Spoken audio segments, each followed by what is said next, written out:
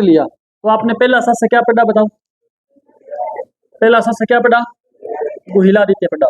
गुहिलादित्य के बारे में मैंने क्या बातें बताई आपको, बता सकते हो आप मेरे को? क्या बताई थी बोलो? मैंने आपको बताया गुहिल वंश शुरू किया था हमने, गुहिल वंश की स्थापना की थी गुहिलादित्य ने। स्थापना कब करी थी गुहिल वंश की? 566 ईस्वी के आसपास स्थापना करी थी गुहिलादित्य के बारे में। और मैंने क्या बताया? वास्तविक संस्थापक मैंने क्या बताया आपको गुहिल वंश का? बप्पा रावल बताया था ना कल। गुहिल वंश की स्थापना तो गुहिलादित्य ने करी, लेकिन वास्तविक संस्थापक पूछे तो क्या बताओगे? बप्पा रावल बताओगे। मैंने आपको बताया गुहिल जो है मेवाड़ के, उनको भाटों चारणों ने क्या बताया था? हिंदुआ सूरज की उपाधि उनको दी थी, याद है कि नहीं है? और मैंने क्या बताया आपको? हाँ, गुहिलादित्य वो गुहिलों का मूल पुरुष है, क्योंकि उसी ने स्थापना करी है, स्टार्टिंग उसी ने करी है। गुहिलादित्य के बारे में मैंने बताया था, उसकी माता का क्या नाम था? पुष्पावती, है ना। और गुहिलादित्य है उसकी, उसका पालन पोषण किसने किया था? किसने किया था? कमलावती ने। अब हम बढ़ते हैं आगे। हमने पढ़ लिया है गुहिलादित्य के बारे में। हमने किसके बारे में पढ़ लिया? गुहिलादित्य के बारे में पढ़ लिया हमने। मैंने आपको जब शासक लिखवाए थे क्रमबद्ध तरीके से, तो 2 नंबर पे मैंने क्या लिखवाया था आपको? शासक का नाम लिखवाया था सील। 3 नंबर पे मैंने क्या बताया आपको? अपराजित बताया था। और उसके बाद 4 नंबर पे बताया मैंने आपको नागादित्य शासक, आपको मैंने बताया था। और फिर 5 नंबर पे क्या बताया था? बप्पा रावल के बारे में बताया था। ठीक है, यहां तक। अब जैसे मैं बप्पा रावल पढ़ा रहा हूँ, तो आपको बप्पा रावल से पहले वाले राजा तो कम से कम याद होने चाहिए, है कि नहीं है? तो आज हम 1-2 शासक पढ़ेंगे, मतलब यहाँ तक या 5 या 6 नंबर तक हम पहुंचेंगे। तो आपको कल जब मैं आऊंगा तो 6 नंबर तक के शासक आपको याद होने चाहिए क्रमबद्ध तरीके से। फिर मैं आगे 2 और पढ़ाऊंगा तो 2 और आपको याद होने चाहिए। इससे फायदा क्या होगा कि आपने जैसे ही आपके दिमाग में गुहिलादित्य आएगा, तो गुहिलादित्य से संबंधित जो बातें ना, वो तुरंत आपके माइंड में आ जानी चाहिए कि ये बातें इसके बारे में थी, तब जाकर के इतिहास आपको याद होगा। अगर आप ऐसे सोच रहे हो कि भाई जिस दिन टेस्ट होगा उस दिन पढ़ लेंगे, तो फिर मामला गड़बड़ है, क्योंकि एक साथ पढ़ोगे तो कुछ पल्ले नहीं पड़ेगा, फिर वैसे ही होगा, कुंभा सांगा इकट्ठा होता रहेगा। ठीक है, इसलिए आप साथ साथ में पढ़ेंगे ना? पढ़ेंगे सभी? Yes sir, yes sir, okay, ठीक है। गुहिलादित्य के बारे में आपको बता चुका। अब एक थोड़ी सी चीज ध्यान देना आप। मैंने आपको बताया था गुहिलादित्य का पालन पोषण किसने किया था? पालन पोषण मैंने बताया किया था किसने? कमलावती ने किया था। एक चीज मैंने ये बताई, इस चीज को एक बार यही छोड़ते हैं, आवाज से नहीं करेंगे प्लीज, बिल्कुल 100% ध्यान रखें। इतिहास में पता नहीं कौन सी चीज कहां से आकर के कब क्या जुड़ जाए, तो आप अपना 100% दिमाग यहाँ रखेंगे तो आप इस चीज को अच्छे से समझ पाएंगे। इतिहास की जो क्लास होती है उसमें आपको प्रत्येक चीज लिंक करनी पड़ती है। इधर से ये राजा आ गया, इधर से ये आ गया, तो इधर से पता नहीं कौन सा आ जाए। 2 मिनट आप इधर उधर हो, सावधानी हटी, दुर्घटना घटी। गुहिलादित्य के बाद में देखो आया शासक सील, इसके बारे में कोई विशेष बात नहीं है। अपराजित राजा बना, इसके बारे में कोई विशेष उपलब्धि नहीं है। नागादित्य शासक बना, इसके बारे में कोई विशेष उपलब्धि तो नहीं है, लेकिन इसके बारे में खास बात क्या है? इसकी हत्या किसने कर दी थी? बिल्लो ने लिखवाया क्या मैंने आपको? बिल्लो ने लिखवा दिया मैंने? मीणाऊ ने हत्या करी थी इसकी। भील लिखा है क्या आपने? गलती से लिख लिया हो तो उसको सही कर लेना। मीणाऊ ने इसकी हत्या कर दी थी। इसकी हत्या किसने कर दी थी? मीणाऊ ने। ठीक है, तो नागादित्य के बारे में केवल इतनी ही बात है कि इसकी हत्या कर दी थी मीणाऊ ने। अब आप सुनना आगे। नागादित्य का पुत्र कौन है? इसका पुत्र कौन है? बप्पा रावल। ये चीज सुनोगे तो आपको बढ़िया याद रहेगी, ध्यान देना ढंग से। कहते हैं कि जब नागादित्य की हत्या करी गई थी, तब बप्पा रावल बिल्कुल कम आयु का था, बिल्कुल छोटी आयु का था। और ये छोटी आयु का होने के कारण, अच्छा एक चीज और बताता हूँ, जिन लोगों ने नागादित्य की हत्या करी थी, वो लोग ये चाहते थे कि बप्पा रावल की भी हत्या कर दें, ताकि इनका राजवंश ही खत्म हो जाए। ठीक है, तो उन लोगों ने, उन मीणाओं ने प्रयास क्या किया? उन मीणाओं ने प्रयास किया कि हम बप्पा रावल की हत्या कर दें। लेकिन कुछ ऐसे लोग भी थे मेवाड़ के अंदर जो नहीं चाहते थे कि बप्पा रावल की हत्या हो। वो लोग ये चाहते थे कि बप्पा रावल अब एक बार इसको इधर उधर कर दे, लेकिन ये बाद में जब बड़ा हो जाएगा तो वापस आकर के मेवाड़ पे अपना शासन शुरू कर लेगा, ऐसा लोग चाहते थे।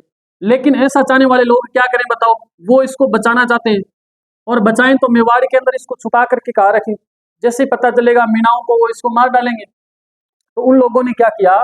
उन लोगों ने देखा कि भाई मेवाड़ के जो राजा है, उन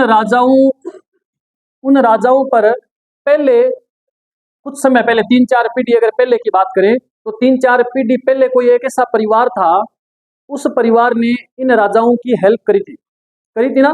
तो वो परिवार कौन था? वो कमलावती का परिवार था। इसने हेल्प करी थी नहीं करी थी बताओ? कमलावती ने पालन पोषण किया था कोयलादित्य का। तो इसकी पीढ़ी आगे चल रही है, इसकी पीढ़ी आगे चल रही है, और इसकी पीढ़ी के जो लोग हैं वो वर्तमान में नागदा के अंदर रहते हैं। कहाँ रहते हैं? नागदा के अंदर रहते हैं। ठीक है।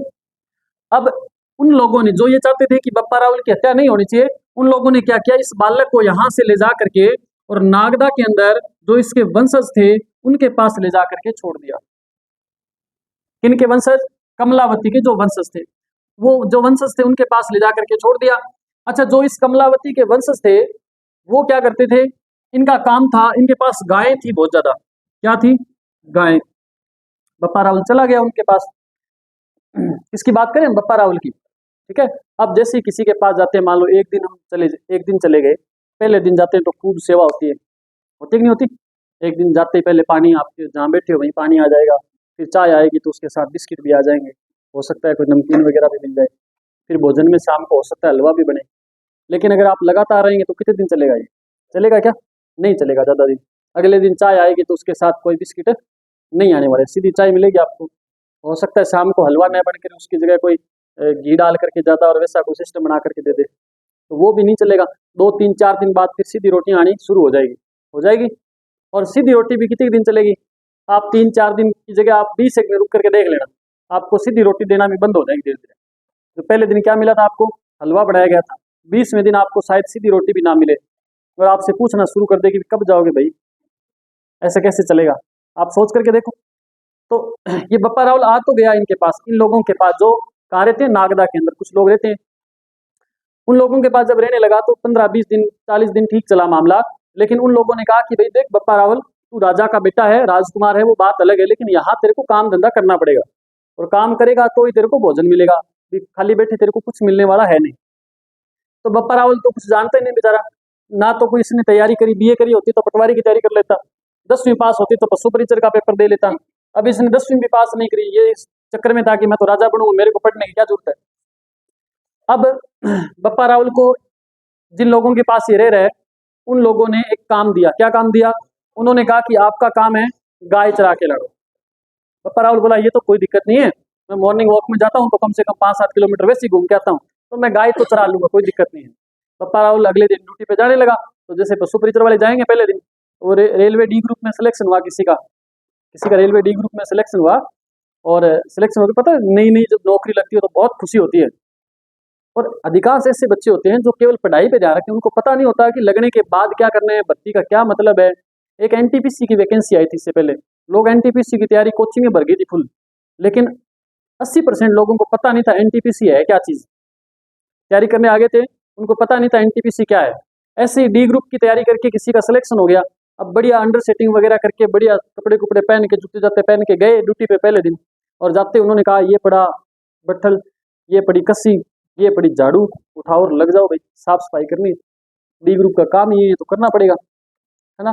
तो एक दो तो जो ज़्यादा रईस थे वो तो बेचारे वहाँ से छोड़ के वापस आ गए, बोले हमें पहले पता होता भी ये नौकरी है तो हम तैयारी नहीं करते, ये काम तो हम घर पे भी कर सकते थे, है ना। तो ऐसे ही वो भी बेचारा बप्पा रावल जो था, तो सुपरिचर में कुछ ऐसा ही होने वाला है। ठीक है। जो पशु परिचर आपको बड़ा सुंदर लग रहा है ना, डांगर परिचर तक तो आगे आप जितना ढांडा परिचर तक ना होगा। अरे काम कोई बुरा नहीं होता, मैंने आपको बताया ना, करना कुछ नहीं, पशु परिचर को बैठे रहना, सिर्फ यही बताना है कि डॉक्टर साहब है नहीं, और हाँ बेले बैठन तनख्वाह मिलनी है ना, नहा धो के बैठ जाना आराम से। इधर क्या है, बप्पा रावल पहले दिन ड्यूटी पे जाने लगा, गाय चराने के लिए जा रहा है। अब ये भी बेचारा बढ़िया तैयार त्यूर होके गया, क्रीमी में लगा के, पहला दिन ड्यूटी का है, ढंग से जाए अच्छी तरह अंदर सेटिंग करके चला गया, आगे आगे गाय चल रही, पीछे पीछे ये। शाम को जब गाय घूम करके वापस आई तो बंदे का पता ही नहीं है कौन। जैसे कोई ब्यूटी पार्लर जाके आती है ना महिला शादी से पहले, तो उसकी शक्ल पहचानी जाती है क्या, वैसी शक्ल करके आ गया, है ना। अगले दिन बोला कि अब आज चेंज करने नहाने का सिस्टम शाम को शुरू करेंगे, सुबह सुबह नहा के जाने का कोई मतलब ही नहीं है। तो ऐसे ये गाय चराने लग गया, इसका मामला ठीक ठाक चलता रहा। लेकिन थोड़े समय बाद, जैसे चाहे 4-6 महीने बीते, उसके बाद क्या है कि उन लोगों ने जिनके पास ये गाय चराता था, उन लोगों ने एक चीज नोटिस करी और वो क्या चीज़ नोटिस करी, उन्होंने देखा कि बहुत सारी गाय जो चली जाती है सुबह, और उन सभी गायों में से एक ऐसी गाय है जो सुबह जाते टाइम दूध निकालती है तो खूब दूध होता है, लेकिन जब शाम को लौट करके वापस आती है तो दूध बिल्कुल होता ही नहीं। ये तो क्या चमत्कार हो रहा है भाई। इसका मतलब ये हो सकता है कि ये जो बालक है, ये जो लड़का है बप्पा रावल, हो सकता है इस गाय का दूध निकाल करके बेच देता होगा, किसी डेयरी से होके आता होगा, या हो सकता है पी जाता होगा, है ना। तो भिन्न भिन्न प्रकार की उनके दिमाग में ऐसी चीजें आने लगी। उन लोगों ने इस बप्पा रावल से पूछा कि बेटा बता तो सही, तू इसका क्या मामला क्या है। तो बप्पा रावल को भी नहीं पता कि ये हो क्या रहा है। तो बप्पा रावल पे जब आरोप लगने लगे तो बप्पा रावल ने सोचा कि आज मैं पता लगा करके रहूंगा कि इस गाय का दूध क्यों नहीं होता शाम को, होना भी चाहिए। सुबह 10 लीटर दूध है तो शाम को 4-5 तो हो कम से कम। तो बप्पा रावल ने अगले दिन उस एक गाय का पीछा रखा, बाकी जाए बाढ़ में, इस गाय का पता लगाना है कि इसका दूध क्यों नहीं होता शाम को। तो वो गाय दिन में तो सारा दिन चरती रही, शाम को कहते हैं कि वो गाय एक घने जंगल की तरफ निकल पड़ी। जब गोधूली का समय होता है, जब घर आने का टाइम होता है, तो वो गाय एक जंगल में चली गई। बप्पा रावल बालक है बेचारा, लेकिन मामला पेट का है, अभी भूख मिटाने के लिए काम तो करना पड़ेगा, इसलिए वो बालक उस गाय के पीछे पीछे जा रहा है, जंगल में चला गया। भयंकर डर भी उसको लग रहा है। आप सोच करके देखो उसकी जगह आप होते तो क्या करते। वो जंगल में चला गया, जंगल में गाय जब जंगल में गई, अंधेरा था, उसको डर लगा, लेकिन वो जंगल में भी जा करके गाय एक गुफा में चली जाती है। वो बालक डरता हुआ फिर उस गुफा में चला जाता है पीछे पीछे। अब वो और ज्यादा डरा हुआ है, और उसने क्या चमत्कार देखा कि गाय उस गुफा में जा करके, वहाँ काफी सारे पत्ते वगैरह बिखरे हुए पड़े थे जैसे जंगलों में होते हैं, वहां जाकर के खड़ी हो जाती है, उसके थनों से ऑटोमेटिक दूध निकलना शुरू हो जाता है। आप देखो उसकी जगह आप होते तो आपके साथ क्या होता। सोच कर सोच करके देखो, है ना। हाँ। तो वो बालक वहां देखता रहा थोड़ी देर तक। जैसे वो गाय वहां से दूध देने के बाद वापस निकली, उसने देखा जा करके कि वहां क्या माजरा है। उसने जब पत्ते वगैरह साइड साइड किए तो वहां एक शिवलिंग बना हुआ था, है ना। और शिवलिंग बना हुआ था, पास में एक ऋषि बैठे थे, कोई ऋषि मुनि तपस्या कर रहे थे, और वो तपस्वी जो थे उनकी तपस्या भी उस टाइम भंग हो चुकी थी, क्योंकि ये सारा सिस्टम उसने किया वहाँ। तो वो तपस्वी एक बार तो आग बबूला हुए, फिर उसने उस बालक से पूछा भी तू क्या है, तेरी कैसे जरूरत हुई आने की। तो बालक ने सारी कहानी बताई, ऐसे करके मेरे पिता को मार दिया गया और मैं ये मामला सारा ऐसे करके मैं अपना काम गुजारा करने के लिए मैं यहाँ ये काम कर रहा हूँ। तो उस ऋषि ने उसको दया आ गई ऋषि को, और उसने कहा कि बेटे तू डेली आ जाया कर, तेरे को कोई काम हो, किसी प्रकार की कोई समस्या हो तो आप आकर के मेरे से मिल सकते हैं, मैं आपकी हर संभव हेल्प करने का प्रयास करूंगा। वो ऋषि जो थे उनका नाम था हारित ऋषि, है ना। ये प्रश्न बहुत बार पेपर में आता है कि ऐसा कौन सा जो बप्पा रावल है उसको आशीर्वाद देने वाले व्यक्ति, उस आशीर्वाद के कारण ये आगे बप्पा रावल आगे चल करके शासक बनेगा, उस तक हम पहुंचने वाले हैं। तो बालक डेली ऋषि की अपने गुरु की सेवा करने लग जाता है। और बाद में कहते हैं कि एक दिन जो तपस्वी थे, ऋषि थे, जो हरित ऋषि थे, उनको देवलोक गमन का समय आ जाता है, अभी उस दुनिया को छोड़ करके उनको जाना है। तो उन्होंने इस बालक से कहा कि बेटे कल मैं इस दुनिया को छोड़ करके जाने वाला हूँ, और जाते समय मैं आपको एक अच्छी बात बता करके जाने वाला हूँ, कुछ ज्ञान आपको दे करके जाने वाला हूँ, तो आप सही समय पे पहुंच जाए। हो सकता है उसने कहा वो भी सुबह 7 बजे आ जाना, मेरे को 7 बजे वाली फ्लाइट पकड़नी है ना। तो ये बालक था बेचारा आपकी तरह, सुबह घर से तो चला, लेकिन कुछ चीज़ भूल जाते, कभी तो घड़ी भूल जाते हैं, कभी मोबाइल, सबसे बड़ी समस्या मोबाइल की है। अगर न लेके गए तो वापस जाते पता नहीं क्या बखेड़ा खड़ा हो सकता है ना। होता है लड़कों की समस्या सबसे ज़्यादा होती है, मेरे को पता है। जो बेटे हैं ना 5 मिनट ही उसको छोड़ नहीं सकते। ज़्यादातर बच्चों के मोबाइल घर पे कॉल करके देख लो, उनके साइलेंट मिलेंगे। जब उनका फ़ोन साइलेंट मिलता है इसका मतलब जरूर दाल में काला है कुछ, ठीक है। अब बप्पा रावल बेचारा जिस समय पहुंचना था उस समय पहुंचा नहीं, वो थोड़ा लेट हो गया। और हरित ऋषि, क्योंकि देखो दुनिया को छोड़ करके जो व्यक्ति जाने वाला है ना, किसी ने कहा है कि मृत्यु और ग्राहक किसी का इंतजार नहीं करते। सही बात है ना, कि कोई दुकान पे ग्राहक आया है, दुकानदार वहाँ है नहीं, तो वो सोचे कि मेरा वेट करेगा, ऐसा बिल्कुल नहीं। वो दुकान छोड़ के दूसरे पे चले जाता है तुरंत ही। और जो मौत है वो भी किसी का इंतजार नहीं करती है। हम कहें कि भाई मेरा तो एक बार कोई मामा आने वाला है, मैं उससे मिल के फिर चलूंगा, तो ऐसा कुछ नहीं है, जाना है वो टाइम फिक्स है, जाना ही पड़ेगा। तो वो इसके जो गुरु थे बप्पा रावल के, हरित ऋषि, वो अपने विमान में बैठ करके जाने लगे। तभी भाग करके आया अचानक से सनी देओल की तरह। कौन आया? बप्पा रावल। आकर के बोला गुरुजी मैं लेट हो गया, लेकिन मैं पहुंच गया, 2 मिनट रुको तो सही आप। तो गुरुजी बोले बेटा तुम लेट तो हो गए हो, लेकिन कोई बात नहीं। इसके गुरुजी जो थे बप्पा रावल, वो पान खा रहे, बप्पा रावल के गुरुजी क्या कर रहे थे, पान खा रहे थे हरित ऋषि। और उन्होंने कहा इस बालक से कि बेटा अपना मुंह खोलो। इसने जब मुंह खोला तो उन्होंने पान की जो पीक है वो इसके मुंह में थूकने का प्रयास किया। अब देखो बप्पा रावल गुरुजी है तो है, अलग बात है। बप्पा रावल बोला गुरुजी पहले उठाओ, को काम हो तो मैं आऊँ हमारी को नहीं, है ना। तो ये साइड में हो गया, ये साइड में हुआ तो पान का जो पीक था इसकी बॉडी पे कहीं गिरा होगा। तो गुरुजी ने कहा कि बेटा अगर ये पान का पीक आपके मुंह में गिर जाता तो आप अमर हो जाते, लेकिन अभी भी ये पान का पीक जो है आपके बॉडी पे गिरा है, आपको मैं आशीर्वाद देता हूँ, और आप आने वाले समय में बहुत बड़े शासक बनोगे। उन्होंने इसको कुछ धन वगैरह कहाँ गड़ा हुआ है वो बता दिया कि वहां से निकाल करके और आप कहीं भी आक्रमण करना, आप जीत जाओगे और मेवाड़ के आप बड़े समृद्धशाली शासक बनोगे। तो उसके बाद बप्पा रावल ने वैसा ही किया और ये बहुत बड़े आगे चल करके शासक बने थे। तो प्रश्न बार बार ये आता है कि बप्पा रावल किसके आशीर्वाद से शासक बने थे, तो क्या बताओगे? हारित ऋषि के आशीर्वाद से शासक बने थे। ठीक है, अब हम किसके बारे में पढ़ना शुरू कर रहे हैं? बप्पा रावल के बारे में शुरू करें। तो लिखिए बप्पा रावल से संबंधित।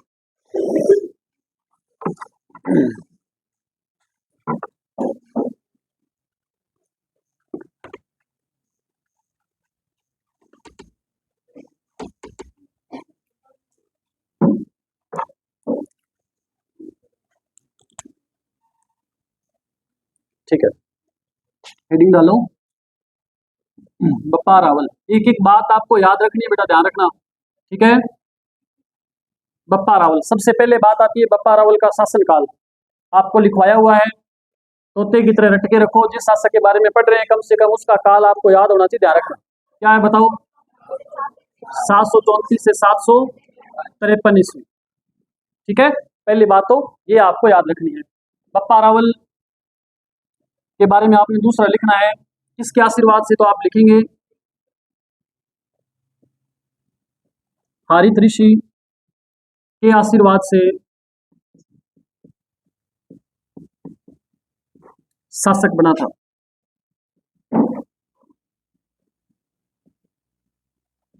ठीक है, दूसरी बात लिखनी है, बप्पा रावल को मेवाड़ में गोहिल वंश का वास्तविक संस्थापक माना जाता है। ठीक, गोहिल वंश का वास्तविक संस्थापक आपसे पूछ ले कौन है, तो आप क्या जवाब दोगे? आप कहोगे गुरुजी बप्पा रावल है। इन्होंने क्या किया, मैंने आपको एक स्टोरी बताई थी कि गाय जाकर के दूध दे रही है, वहां उन्होंने देखा एक शिवलिंग बना हुआ था, है ना। तो आपने लिखना है बप्पा रावल ने, वो जगह थी नागदा, नागदा में नागदा के अंदर भी एक स्थान है कैलाशपुरी जिसको बोलते हैं, इसलिए नागदा के कैलाशपुरी में से लिख लो।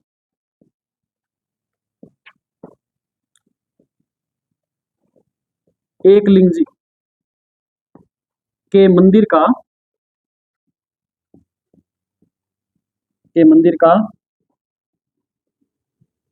निर्माण करवाया।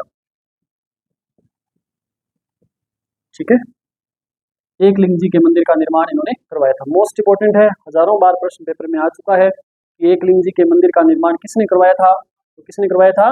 बप्पा रावल ने। अब आपने लिखना है एक लिंग जी के मंदिर से संबंधित मैं एक दो बातें आपको बताऊंगा। एक लिंग जी का मंदिर कहाँ है, तो आप क्या बताओगे? कैलाशपुरी में। ठीक है, और आपने लिखना है यह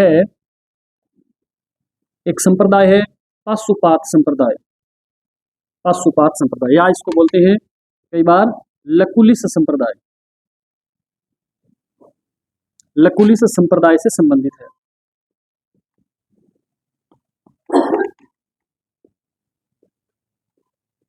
ठीक है, ये जो मंदिर है एक लिंग जी का, ये पाशुपात या लकुलिस संप्रदाय से संबंधित है। अब एक चीज और लिखनी है इसी एकलिंग जी के मंदिर के बारे में। अच्छा, एकलिंग जी का मंदिर कौन से देवता से संबंधित है, तो पता है आपको? शिव जी से संबंधित है। ठीक है, इसमें आपने लिखना है एकलिंग जी के मंदिर के बारे में, इधर एरो लेकर के यहाँ लिख रहा हूँ। एकलिंग जी को मेवाड़ के राजा, मेवाड़ का वास्तविक शासक मानते थे भाई। मेवाड़ का जो वास्तविक, कोई पूछ रहा था किसी राजा से कि भी मेवाड़ का राजा कौन है, तो वो किसको क्या नाम बोल लेते थे? एकलिंग जी। वो बोले भाई हमारे तो एकलिंग जी है यहाँ के राजा, है ना। हम खुद को क्या मानते थे? वो समय को, समय को उनका दीवान, वेरी गुड, दीवान मानते थे। ठीक है, समय को क्या मानते थे? दीवान मानते थे। कहते हैं कि जो मेवाड़ के राजा, जब भी मेवाड़ से बाहर कहीं इनका जाना होता था ना, तो ये एक लिंग जी से आशीर्वाद लेकर के, उनसे अनुमति लेकर के ही मेवाड़ से बाहर जाया करते थे, और इस प्रक्रिया को आशंका लेना बोला जाता है। तो आपसे कभी कभार कोई आने वाले भविष्य में कोई पूछ ले आशंका लेना क्या है, तो इसका मतलब क्या है, तो आप लिख लीजिएगा। मेवाड़ के राजा, मेवाड़ से बाहर जाते समय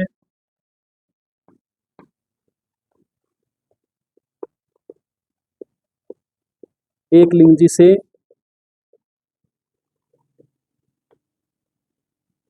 आशीर्वाद या अनुमति लेते थे,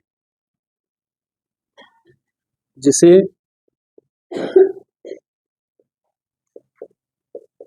आशंका लेना कहा गया है। ठीक है, तो ये इन्होंने मंदिर का एक निर्माण करवाया था। इन्होंने एक और मंदिर का निर्माण करवाया था बप्पा रावल ने, नागदा के अंदर ही। उस मंदिर का नाम है सशस्त्र बाहु का मंदिर। कैसे लिखें, सहस्त्र होता है वैसे तो, सहस्त्र बाहु मंदिर। इस मंदिर को वर्तमान में इसका नाम बिगाड़ करके लोगों ने इस मंदिर का नाम कर दिया सास बहू का मंदिर। ठीक है, इस मंदिर को क्या बोलते हैं भाई, वर्तमान में इसको क्या बोलते हैं, सास बहू का मंदिर। अब सास और बहू दोनों का एक ही जगह मंदिर। आप कहोगे बुद्धि सास बहू तो कट्टी टिक्का को 5 मिनट, तो मंदिर में दोनों कट्टी बैठ के भक्ता सा लड़ पड़ेगी, है ना। सारी सास बहुएं एक जैसी नहीं होती, कुछ सास बेचारी, कुछ बहुएं बेचारी, है ना, सही है ना। जो मैरिड है वो समझ सकते हैं इस बात को, जिनके भी शादी नहीं हुई बेचारों को, उनको क्या पता, उनको सास बहुत प्यारा शब्द लगता है कि सास, आह क्या बात है, शादी होगी तो पता चलेगा, है ना। छोरो कहावत याद रखियो मेरी हमेशा, जो शादी के लिए आप ऐसे हो रहे ना कि जल्दी शादी हो जाए, हम बारात में जाएंगे ऐसे गाड़ियां सूखती हुई जाएगी जैसे कोई एमएलए आ रहा है या कोई एमपी आ रहा है ना। जिनको एक ख्वाब आ रहे हैं उनको एक बात बता रहा हूँ मैं कि एक कहावत है कि छोरी रोवे गेट ताई, छोरो रोवे ठेठ ताई। ठीक है ना, याद रखना इस बात को। वो शादी होकर के लड़की को विदा कर रहे थे घर से, तो आपको पता है पहले की बात है, आजकल तो फाउंडेशन वगैरह खूब लगा होता है तो लड़की रोती भी नहीं है, उसको लगता है शक्ल खराब हो जाएगी तो आगे फोटो बढ़िया नहीं आएगी। तो वो रो रही थी लड़की खूब जोर जोर से, जब नहीं रोते ना तो फिर लोग बात करते हैं कि तो छोरी कुक्की कौन है, है ना। तो उसको मजबूरी में रोना भी पड़ता है, और ये महिलाओं के पास ही कला है रोने वाली, आपको मैंने बताया था, पुरुषों के बस की बात भी नहीं है। पुरुष कोई रोने लग जाए तो उसकी खतरनाक मजाक उड़ाते हैं लोग, फिर क्या वो तो रोने लागे होता है, हद हो गई। अच्छा, वो रो रही थी, गेट तक रोती रोती आई, तो उस लड़की का एक भाई था छोटा, वो अपने पापा से बोला कि पापा पापा दीदी रो रही है, जीजू नहीं रो रहे। तो वो लड़की का बाप बोला उस लड़के से कि बेटा दीदी तो केवल गेट तक रोएगी, आगे आप समझ सकते हो जीजू कहाँ तक रोएगा, है ना। लेकिन कुछ सारी एक जैसी नहीं होती। आपकी आप में से किसी की बात नहीं कर रहा, यहाँ कोई बैठे तो मैं उनकी बात करूं तो यहाँ नहीं है। एक और लिखिए इसके बाद, एक बड़ी महत्वपूर्ण बात मैं आपको बता रहा हूँ, देखिएगा बप्पा रावल से संबंधित एक बड़ी महत्वपूर्ण बात आपको बताने वाला हूँ। साफ कर दूं इसको, ठीक है। ये चीजें जो मैं लिख रहा हूँ ये आपको कल याद होनी चाहिए भाई, सुन रहे हो सभी, ठीक है। बप्पा रावल से संबंधित आपको लिखना है कि बप्पा रावल जो है ना, इसका मूल नाम क्या था। वेरी गुड, इसका मूल नाम जो था वो था कालभोज। ठीक है, ये बड़ा मोस्ट इंपोर्टेंट प्रश्न है, मूल नाम क्या था इसका, कालभोज था। बप्पा रावल जो है ये इसकी उपाधि है, बप्पा रावल क्या है इसकी, यह इसकी उपाधि है, और उपाधि ये किसने दी थी, हारित ऋषि ने दी थी, हारित ऋषि ने इसको उपाधि दी थी। इसकी एक दो और उपाधियां हैं, एक दो इसकी और उपाधियां हैं, तो आप एक दो और उपाधि बोले, एक तो इसको राजगुरु कहा जाता है, लिख लोगे क्या या लिखूं, एक तो इसको बोलते हैं राजगुरु, एक इसको चकवे, देखो एक तो राजगुरु, चलो मैं लिख देता हूँ राजगुरु, एक इसको बोलते हैं चकवे। चकवे क्या है भाई, चकला तो सुना है, चकवे हैं, तो बताएगा। चारों दिशाओं को जीतने वाला, इसका अर्थ है चारों दिशाओं को जीतने वाला। तो ये मोस्ट इंपॉर्टेंट है, ध्यान रखना। चारों दिशाओं को इसने जीत लिया, बढ़िया शासक था ये। मतलब ये कह सकते हैं कि मेवाड़ में अब तक जो ढंग का कोई राजा है तो वो यही है। इससे पहले तो फर्जी फर्जी थे बस सारे, है ना। उसे एक को बेचारे को पत्थर मिल गया तो उस पत्थर के चक्कर में वो जीत गया सारा एरिया। पत्थर खो गया तो एरिया भी खो गया उसका, है ना। उसके बाद वो शासक आए थे, किसी काम के नहीं थे, नोट्स बना के उनको दे दी, फिर भी कभी नहीं पढ़ पाए वो, है ना। लेकिन बप्पा रावल क्या राजा था। अब लिखो इस बप्पा रावल के बारे में एक दो बातें और लिखनी है आपने। अच्छा, कहते हैं कि इस बप्पा रावल ने चित्तौड़गढ़ जो है ना दुर्ग, या चित्तौड़ ऐसे लिखो, एक लाइन लिखो, चलो। बप्पा रावल ने चित्तौड़ को मान मोरे से जीता था।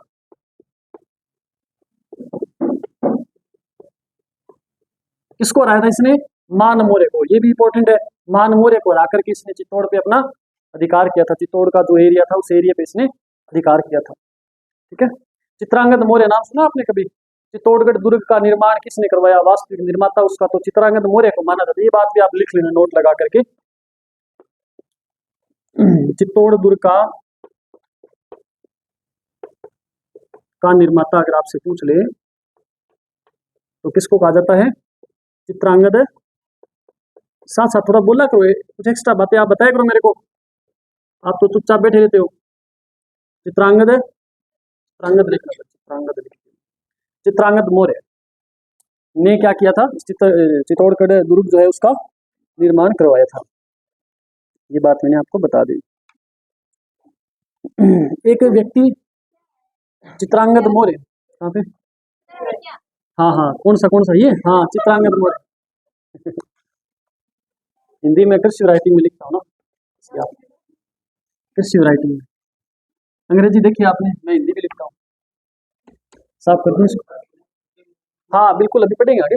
सोने के सिक्के इसने जारी किए। बिल्कुल। इसके बाद लिखो आगे। एक व्यक्ति भाई जिसका नाम था श्यामल दास, लिखेगा। एक किताब है। एक चीज और बताता हूँ मैं। अभी जैसे मैं एक बुक का नाम लिखूंगा, उस किताब का नाम मैं लिखूंगा वीर विनोद, और वीर विनोद जो किताब है उसकी रचना किसने करी थी? तो श्यामल दास ने करी थी। उस किताब के अंदर क्या बताया गया? उस किताब में बताया गया है कि बप्पा रावल और काल भोज है ना, दोनों अलग अलग व्यक्ति है, बोले अलग अलग राजा है दोनों, है ना। तो उसके हिसाब से मैं ये लिख रहा हूँ। अब ये चीज इंपॉर्टेंट है। इससे ज्यादा इंपॉर्टेंट ये है कि वीर विनोद जो किताब है उसकी रचना किसने करी थी? तो किसने करी थी? जैसे जैसे इतिहासकार बीच में आएंगे उनकी किताबें मैं बताऊंगा, तो साथ साथ में आप रटते रहना उसको, ठीक है। केवल आप यही नहीं देखेंगे इसमें लिखा कि आप पहली बात को अच्छे से ढंग से पढ़ना आपने कि इस किताब को किसने लिखी, ये बात भी इंपॉर्टेंट है। तो लिखो आप वीर विनोद के लेखक, क्या नाम बोलो? श्यामल दास के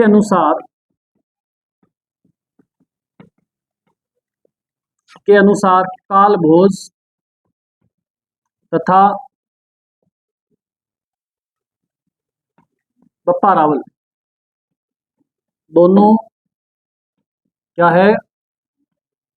अलग अलग व्यक्ति है,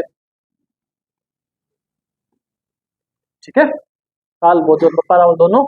एक व्यक्ति और आया था, सीवी वेद। सीवी वेद के अनुसार, सॉरी, सीवी वेद ने बप्पा रावल को एक उपाधि दी थी, किसी को पता हो तो? वेरी गुड, चार्ल्स मादित्य। चार्ल्स मादित्य की उपाधि दी थी, ठीक है। ये याद रखना। किसने? सीवी वेद ने बप्पा रावल को कौन सी उपाधि दी? तो चार्ल्स मादित्य की उपाधि दी थी, ये ध्यान में रखिए। अब हम आते हैं वापस सोने के सिक्कों वाली बात पे।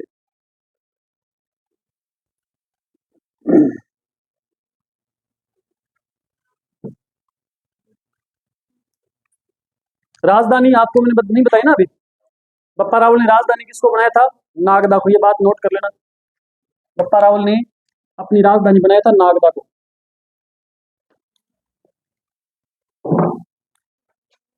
लिख लो, नागदा को राजधानी बनाया।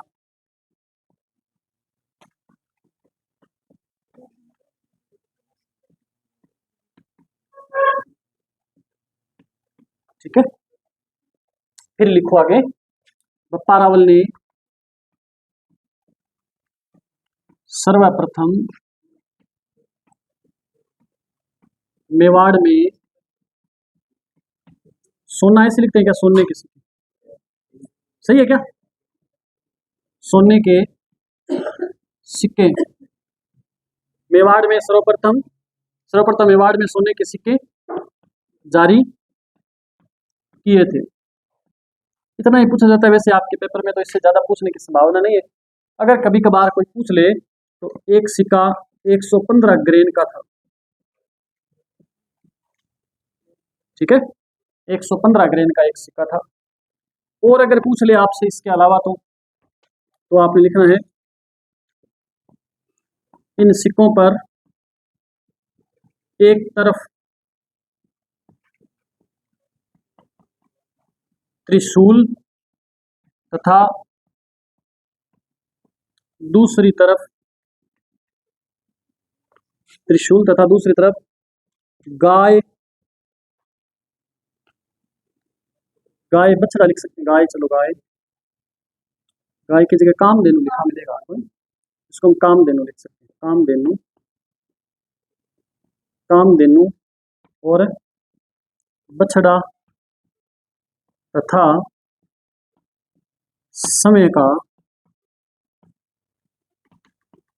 सूर्य को दंडवत प्रणाम करते हुए का चित्र है। ठीक है ना, इसने जो सिक्के बनाए थे उस पे एक तरफ तो क्या त्रिशूल अंकित करवाया, और बाकी जो दूसरी साइड है उस पे कामधेनु, बछड़ा और खुद का चित्र इस प्रकार का, सूर्य को दंडवत प्रणाम करते हुए। चंद्रपाल तू मन दिखने लग रहे है, मैं तेरे को प्रश्न पूछना, रुक जाता, पूछ लेके बताना तो है कौन है। हाँ कर लेना, भी इसी ने शुरू किया था, अभी लिखवाऊंगा मैं वो भी आपको। इसके बाद लिखो आप, सिक्के जारी हो गए। सबसे पहले मेवाड़ में सोने के सिक्के जारी करने वाला भारत में, अगर पूछ ले, चलो छोड़ो बात की, तो इसके बाद आप लिखो इसमें, और क्या रह गया, हाँ इसने कर वसूलना शुरू किया था सर्वप्रथम मेवाड़ में, ये लिख लो, मेवाड़ में सर्वप्रथम कर वसूला था। ठीक है, ये हो गया। इसके बाद में इसके बारे में एक दो चीजें और है।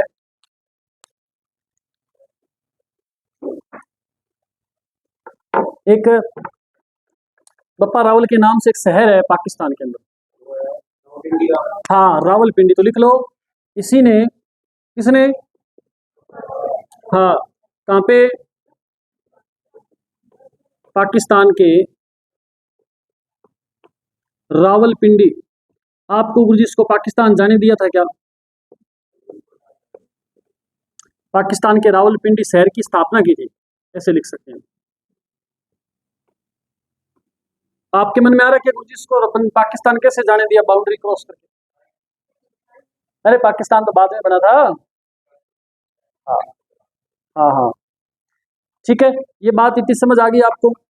इसके बाद आप लिखिए लास्ट, इसके बारे में आपको गुरुजी बहुत हो गया इसके बारे में, तो कोई और बंदे के बारे में बात करते हैं, लेकिन एक लाइन आपको और लिखनी है। दो बंदे अलग अलग बातें करते हैं, तो पहला कर्नल टोड, वो क्या कह रहे हैं उसके बारे में लिखेंगे हम।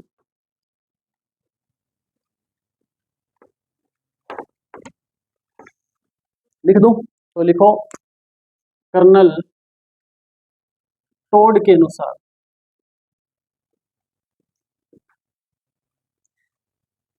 कर्नल टोड के अनुसार बप्पा रावल की मृत्यु, में सीधा लिख रहा हूं इसकी मृत्यु, ठीक है, इसकी मृत्यु अफगानिस्तान में खुरासान नामक स्थान पर हुई थी। कहाँ हुई थी, अफगानिस्तान के खुरासान नामक स्थान पे। कौन कहता है ये बात? कर्नल जेम्स टोड कहता है। बोला मैं गया था उस दिन और मैं इसके अर्थी को वो क्या क्या बोलते हैं, कंधा भी कहता दिया था। कर्नल टोड तो बहुत लेट आया था, ये तो बड़ी बड़ी बात बोलता है कहीं से ना। तो मैं कह दूं कि मैं भी गया था, मैंने भी कंधा दिया था बप्पा राहुल के अर्थी को, तो आप सच मान सकते हो क्या? मान सकते हो? है जब मैं कौन मानू नहीं? आपको बताया मैंने एक बार, एक बंदा उसकी पत्नी की डेथ हो जाती है, बताया ना, और वो लेकर के जा रहा है अपनी पत्नी को, ऐसे अर्थी सजा रखी है, जाते जाते वो किसी खंबे से टकरा जाती है अर्थी, और वो उसकी पत्नी वापस जिंदा हो जाती है। बेचारा पता ही नहीं चल रहा, अभी खुश है कि दुखी है। वो जैसे तैसे घर लेके आता है, थोड़े दिन बाद दोबारा उसकी पत्नी की मृत्यु हो जाती है। फिर वो अर्थी इस प्रकार से लेकर के जा रहे हैं, बाकी लोग तो कह रहे हैं कि राम नाम सत्य है, राम नाम सत्य है, वो कह रहे हैं खंबा बजा के, खंबा बजा के। पहले भी बोला गलती हो गई, खंबे में दोबारा मत ठोक, है ना। तो आपने लिखा कर्नल टोड के अनुसार इसकी मृत्यु कहाँ हुई थी? कहाँ हुई थी? हाँ, फिर लिखो गौरी शंकर ओझा के अनुसार, गौरी शंकर ओझा के अनुसार, गौरी शंकर ओझा के अनुसार इसकी मृत्यु हुई थी नागदा में। कहाँ हुई थी? नागदा में मृत्यु हुई। ठीक है, मृत्यु होगी, जन्म से लेकर के मृत्यु तक हमने इसको पढ़ दिया, तो फिर रह क्या गया? आप लोगों जिसमें तो कुछ नहीं रहा।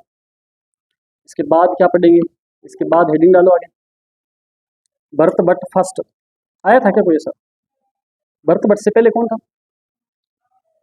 खुमान भी था ना, उसको नाराज थोड़ी करेंगे, उसको भी पढ़ेंगे थोड़ा थोड़ा। तो पहले खुमान लिखो।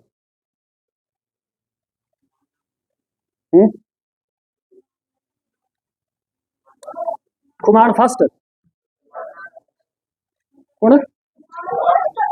पहले तो खुमान ही आएगा बप्पा राहुल के बाद, है ना। तो खुमान के बारे में एक बात लिख लो, नहीं तो कहीं वापस आ जाए खड़ा होकर शमशान से कि मेरे बारे में लिखा नहीं, रात को आपको डराए आकर के। एक लाइन मात्र लिखनी, लिख लीजिए खुमान फर्स्ट के बारे में लिखो। इसके समय में बगदाद के खलीफा, इसके समय में बगदाद के खलीफा अलमायू, क्या नाम? अलमायू ने आक्रमण किया था। अलमायू लिख दिया मैंने, ठीक है। इसके समय में, कुमान फर्स्ट के समय में, ध्यान रखना किसने आक्रमण किया? किसने? कहाँ का था? बगदाद का खलीफा अलमायू, इसने आक्रमण किया था। ये बात भी मेरे को किसने बताई होगी? आप सोचो किसने बताई मेरे को? कर्नल टोड ने बताई थी। कल ही जब बैठे थे हम चाय पे, तब बता रहा था वो, कर्नल टोड बता के गया, बोला कल लिखवा देना ये बच्चों को। ठीक है, तो टाइम हो गया क्या? बड़ा हो गया, हो गया। तो आपका मेरे से, मेरा आपसे पीछा छुटा। मैं तो इससे बोलने वाला ही नहीं था, आप बोल गए। ठीक है भाई, ओके, कल फिर मिलेंगे हम। अच्छा, कल जितना मैंने पढ़ाया उतना साथ साथ में याद करते जाना, मैं फिर कह रहा हूँ आपको, ठीक है ना। आप ये मत सोचना कि कहीं बाद में इकट्ठा याद करेंगे, फिर सारा इकट्ठा हो जाएगा इकट्ठे के चक्कर में। समझ तो आ रहा है? कोई दिक्कत तो नहीं है? ओके फिर।